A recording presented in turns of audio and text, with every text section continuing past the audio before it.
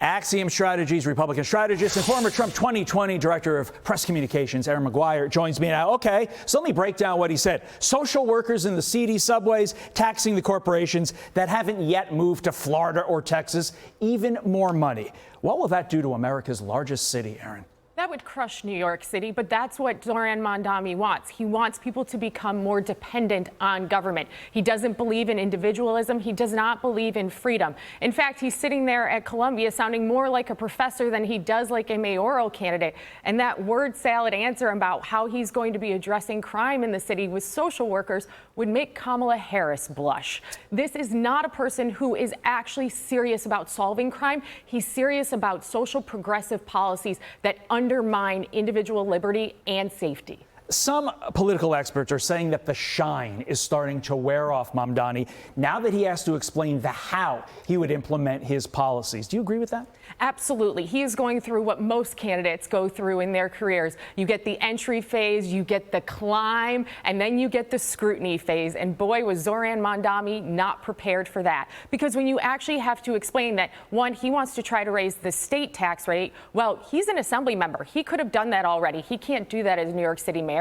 So he seems to not quite understand what his role would be. And he wants to force businesses out of the state by taxing them more. That will be his answer for almost everything, because he doesn't actually have a full policy developed. He will say, we'll just tax the rich. It's an easy talking point. But taxing the rich, when you actually consider what that looks like, they say top earners in this country. A lot of small businesses act as earners, act as their businesses. They work through them as personal individuals. So taxing those people will devastate small businesses here in New York. Okay, so he may have a harder road ahead of him than we originally thought a few weeks ago, but there is a reason ultimately that he reached the pinnacle that he's reached, the Democrat candidate for mayor. And I think this next story has something to do with it, because when you think our country, you think the United States of America, you think capitalism. But it turns out not everybody's on board with capitalism. Guys, if we could scroll the prompter ahead a little bit, that would be great.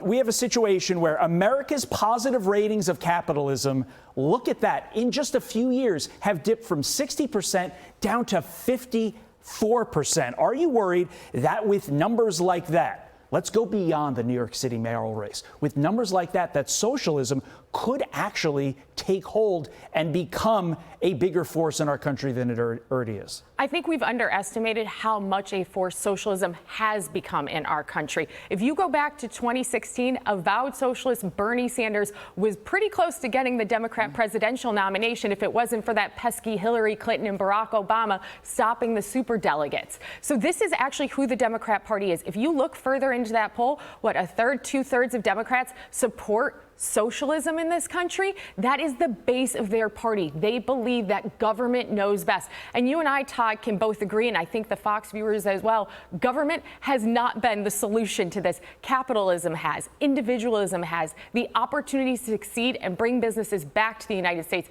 is what makes us the greatest country. That's what Donald Trump is pursuing. What a contrast that we see. Democrats want more government, less freedom, less money in your pocket for you to decide how to spend it as an American. Donald Trump wants American jobs back here in the United States, lower tax rates, more competitiveness, and global dominance. That's what's at stake, not only in this election, but the midterm. It's huge. And look, we could blame the fact that, socialism, people hear it and say like, oh, that's great, I'll get free stuff. But I think it goes deeper than that as to why we're seeing this. It goes to the education system. Would you agree with that? Absolutely. You have seen an indoctrination of a leftist Marxist ideology, especially at the collegiate levels. But even if you look in Virginia at Loudoun County schools, right now you are continuing to see the fight about trans issues in schools, because these people, these teachers and teacher unions are out there forcing left-wing propaganda on our students. And now the outcome is they believe less in this country. That is not the America I know. September 11th is this week. We are in New York City.